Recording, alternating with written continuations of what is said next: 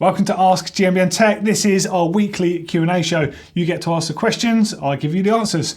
If you want to ask any questions, get them in the comments below. Use the hashtag Ask GMBN Tech, and of course you can send them into the email address right there. It's hellotech@gmbn.com. Now, on last week's show, you guys all asked me a whole bunch of more personal tech related questions with stuff I've done over the years, and there were so many, we're going to continue right now. All right, next up, I'm going to expose myself here on this one. This is from Gareth Bertolani, and he says, what's your least favourite bike maintenance job? Actually, I don't like doing bike maintenance. Any routine maintenance, the stuff that I have to do, can't stand doing. Give me a set of forks to strip for fun. Give me some tubeless wheels to set up, a set of wheels to lace and build up. Did that the other day for fun. But as soon as it's like, got to clean my bike, got to change the cable, anything I have to do, I lose interest. Probably the fact that I do this stuff every single day of my life, it does make you lose interest after a while. But what I've actually managed to do is just sort of, I've come up with my own system that I do little and often, so I never really actually maintain anything. I use my ride to work to iron out any small problems on the bike. You know, any journey on the bike, I'm technically fixing it or figuring things out or cleaning it or doing stuff. So I don't actually have to spend any time maintaining my bike because can't be bothered, to be honest. And on that note, if you're interested and you want me to make a video on how to maintain your bike with actually barely any effort, let me know and I'll make it. I'll show you exactly how I do it. Okay, now it's over to Sid, who wants to know what was the first bike I built. Well, the first bike I guess I kind of really built was a Giant ATX 970. So I'd always had hardtails. The bike before it was the Saracen Killy Pro Elite, which was made of Tange Prestige, that I actually picked up from the Malvern Hills Classic, and Rob Warner was doing a wheelie on it at the time when I went to collect the bike. Random trivia for you there. That next bike I got was a Giant ATX 970. I couldn't afford the 990, which was the one ridden by the Animal team, which was yellow and blue, and then the later one was yellow with the red back end. So I got the 970, the same frame layout, it was just made of cheaper aluminium, basically, the same geometry and stuff. And the day I got that bike, my riding changed forever. So going from a hardtail with not much travel up front to a bike with 3.5 inch travel front and rear, was jumping off anything I could jump off, jumping out of anything I could jump off, gapping anything I could gap. But as a result, the bike kind of suffered. So, and this is where everything started, my sort of playing and tinkering with bikes really started happening. Now, the first thing that happened was those forks on it had RST Mozos, and they weren't the pros, they were just regular Mozos, 3.5 inch travel, had elastomer rubber, basically as the springs on them, so they were awful to start with. But they had the worst top out, proper thunk, felt like the lowers were going to fall off. So, taking a pair of Onza Ule's handlebar grips, I made some top out bumpers because they were like one of the softest rubber grips you could get at the time, and put top out rubber bumpers in them. Basically, they felt amazing after that. Well, as amazing as a crap fork could feel anyway. And then 2 weeks later, I cracked the down tube on the bike, and I remember literally I was so scared. So someone was like, "How long have you had that crack in the down tube?" And I was like, "Yeah, very funny." And they're like, "No, really, how long have you had the crack in the down tube?" And this crack, I kid you not, was like all the way around the down tube. It was like, it just wasn't separated yet. I saw it, literally my heart was in my mouth, because I knew my dad was going to just be so angry with me. So I went home, he literally put the bike in the car without even speaking to me. He goes, "Get in the car, boy." We drove straight down to the bike shop that we got it from, which is the bike shop I worked in. Took it in there to see Malcolm Fryer, in fact, who I'm going to go and see soon, and said to him, "Yeah, this bike's broken." And he was like, "That's fine, it's a Giant, I've got great warranty." So he rings up Giant, and he was like, they've offered to, if you want to pay a bit more money, upgrade you to the 990, which is the better frame. And I'm like win-win situation. I've broken the bike, I'm going to get a better one out of this. My dad was like, "Is it any better?" And the guy in the bike shop's like, "Yeah, it is better." Has it got the same warranty? Yeah, same warranty. Cool. So the frame turned up. Then I built that frame up. So technically that was my first build. I broke the shock on it, and then because I had to have the original shock that was on the 970, I then upgraded to the shock that was fitted on the 990, which was a RockShox Deluxe, one of the first ones that are red springs. And then I bailed out the head tube, basically like by doing massive jumps to flat. That is a couple of really old, terrible quality photos on the screen now. Used to do like flat tabletop sort of thing and air to flat. So 6 foot to flat when you're quite tall and quite heavy wasn't really the best thing to do on a bike made of really soft aluminium. I think I did 2 or 3 frames like that. same thing, head tube would bell. So if you took out the fork, literally the headset would just drop out the frame. Didn't need to push fit this thing in. So they kept changing that, and then at some point I got a set of those Zykes or ZZY, ZX forks by Bullet Brothers on there. They didn't last very long. They were on there for 3 or 4 weeks. Wore out all the anodizing on the stanchions and cracked the crowns.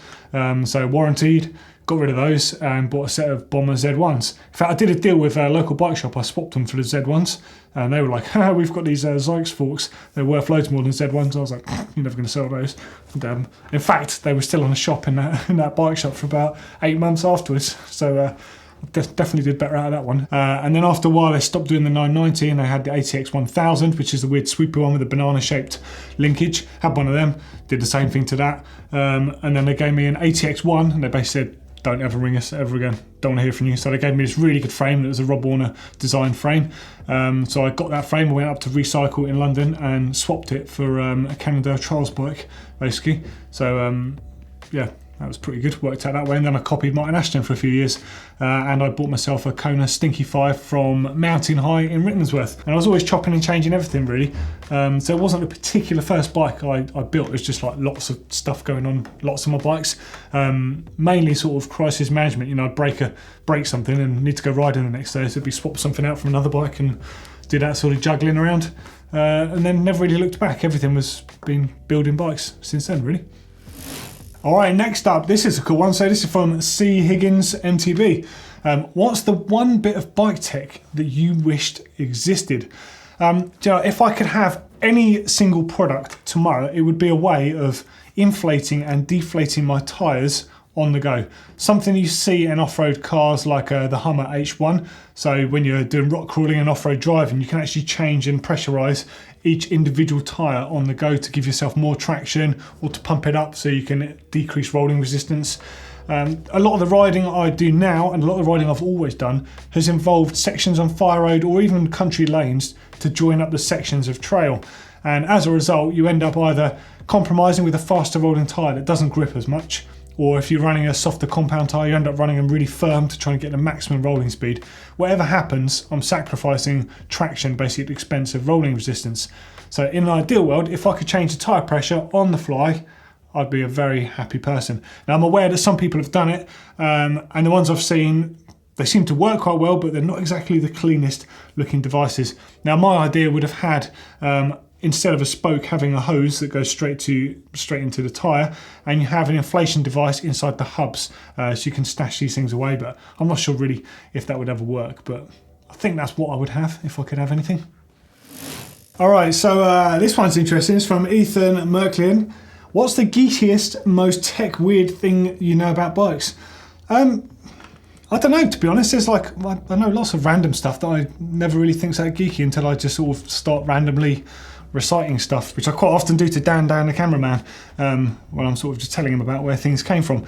I could tell you the story of where some really amusing stories to do with Kona bikes and what Kona means in Portuguese and all that sort of stuff, but probably shouldn't. Let's talk about how the mountain bike scene in the UK essentially stemmed from windsurfing. So the story is, windsurfing was huge back in the 80s.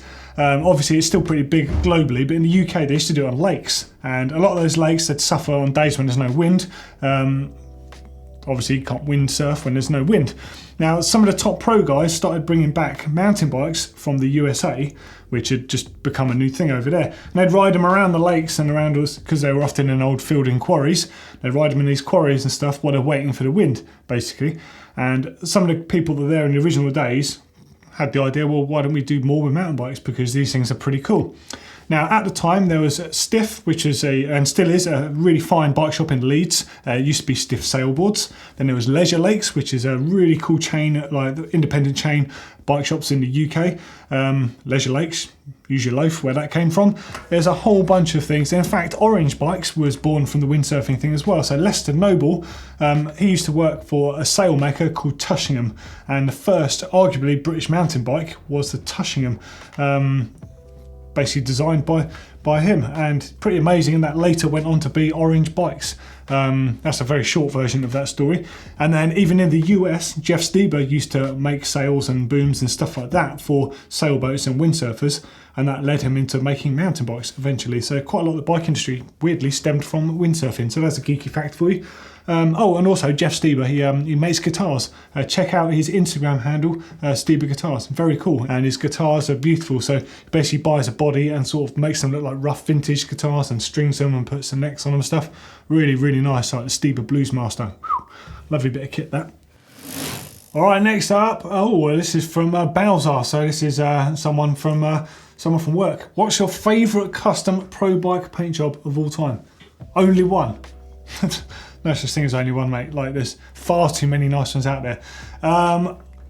This year, I don't know, Ali from Fat Creations knocks out some incredible looking bikes, but I've got to say, this year the best looking like individual bike I've seen, it's got to be Bryn Atkinson's Norco with that snakeskin sort of look. I just think that looked amazing, like a Viper or whatever it was.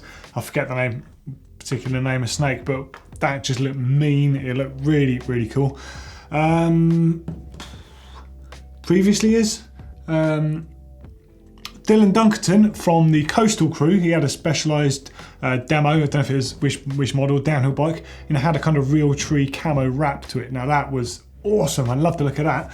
But I think the one that I actually like the best is actually an old retro one, unsurprisingly. And it wasn't a custom one, it was a publicly available one. So Klein bikes, I had the Attitude, which is amazing, but Adroit, which is a later bike, which was even lighter and high performance. They did bikes with a linear fade, so when you looked at it from the front, it was one colour, from the back, it looked another colour. And I had one called Gator Fade, which was like a lime green into yellow. That's like the coolest and the nicest looking paint job, I think, ever. And if I had a custom bike sprayed up, that is what I would have. All right, oh, this one's tricky. So this is from Retsis. I recognise that handle. I think I know this man. What's the worst modern mountain bike you've ever ridden?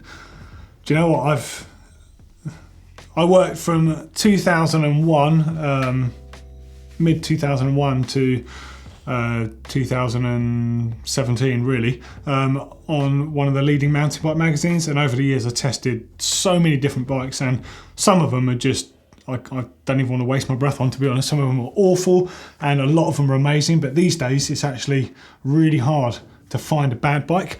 I did ride a Merida not that long ago, probably 2 or 3 years ago, and that thing was pretty awful. It had a really high pivot on it. It felt like you were pedaling a rugby ball. So, but thankfully they've sorted that one out. And actually the newer version of it is really actually a fantastic bike. And I think largely as a result of reviews, companies like Merida, do change their design point. So it's really cool that that does have an effect. The new bike is, I think it's a 4-bar or a linkage activated single pivot. But it's actually quite good geometry on it as well, from what I remember. I forget the actual name of it. It was a 160mm bike, basically, but there was a particular year version. It was like, seriously? Like, not good. Don't know, there's like a lot of bikes that have got minor issues, like the Kona Process 111. Still today, one of the most fun bikes I've ever ridden. Absolutely loved it. So 111mm travel out back. It had 120 on the front. The newer version then had 130 on the front. Absolutely fantastic, but mud clearance. There's NAF, you can get a Nats pube feeder, so it was just like no room for riding in the UK. And the one I rode had Ardents on it, so it didn't even have like a big like gnarly tyre that would deal with muddy terrain. So pretty useless for UK weather, but a fantastic bike, and it rode so well that just was kind of willing to forgive it so in little points. It was also quite ugly as well. It had a paint job that looked like one of those IKEA carrier bags. But again, it's just like, I loved the bike. It was just fantastic. Bit gutted that they stopped making that one, actually. They're focusing on their bigger travel, like the 29er Process 153s, which is an amazing bike, but I'd love to see the return of that 111, because that was a really magical bike. The original Commercell Meta bikes, they were pretty ropey, but actually really good at the same time. So they had insanely low bottom brackets on them, which one side is fantastic, it gave them immense stability when they're cornering. The downside is you literally would bash your feet almost with every pedal rotation as you're bobbing up and down. So they weren't the best. And they were also really, really flexy. I mean, like insanely flexy. Kind of like, imagine driving a rear-wheel drive forklift truck through a wet warehouse the day after a Christmas party. Something like that, basically. a little bit baggy is what I'm trying to insinuate. I've still got 2 of those actually, and I'll bring them in to show you at some point because I couldn't get rid of them because they worked so well. And even though there was so much flex on the back end, you could ride them through like a really rocky way and they'll kind of thread their way through like a slippery noodle. Really odd analogy, I know, but they were amazing. Obviously these days, Commons are knocking out incredible bikes, but I still really rated those old bikes despite how flexy they were. There was also, interestingly, working on MBUK, so this was probably, let's just say 2006 or 7, a New Zealand brand called Kiwi Bikes who make some really, really good bikes. And for some reason, they came to see us and they bought this downhill bike with them. So it was a 4130 steel downhill bike and it had a high pivot. And actually, if you made that bike now and put an idler wheel on it, it would be bang on point. It would be like the most on-trend bike you could get, except it didn't have an idler wheel on it. So you pedalled this thing and it was just like, words can't describe how badly this thing handled and pedalled. And basically we snapped a rear mech off it, just under compression because of the amount of chain growth on the thing. But literally, if you just put an idler wheel on it, this thing would have been incredible. The next generation of that very same bike had a low pivot. It was amazing. It was bomb-proof, it was steel. If you're like into bike parks and stuff, like it would have been fantastic. And in fact, it's almost exactly what Starling and a lot of those other sort of UK steel manufacturers are trying to do, is what actually Kiwi did way back then. So a lot of props to Kiwi for making some fantastic bikes. Just that one particular one, which was a prototype, just didn't quite cut the mustard, unfortunately. So there we go. That was a bit more of a random Ask GMBN Tech. If you've got any more questions, let us know in those comments below, or you can fire them in at the email address at the bottom of the screen right here. And for a couple more suggestions for some more tech content to watch, over here is a banging video, so that's going to help you sort your bike out. And over here is our essentials playlist, so that's all the really good, like the DIY basics that you need to look after your bike. As always, please don't forget to subscribe to GMBN Tech, and if you love GMBN Tech and working on your bike, give us a thumbs up.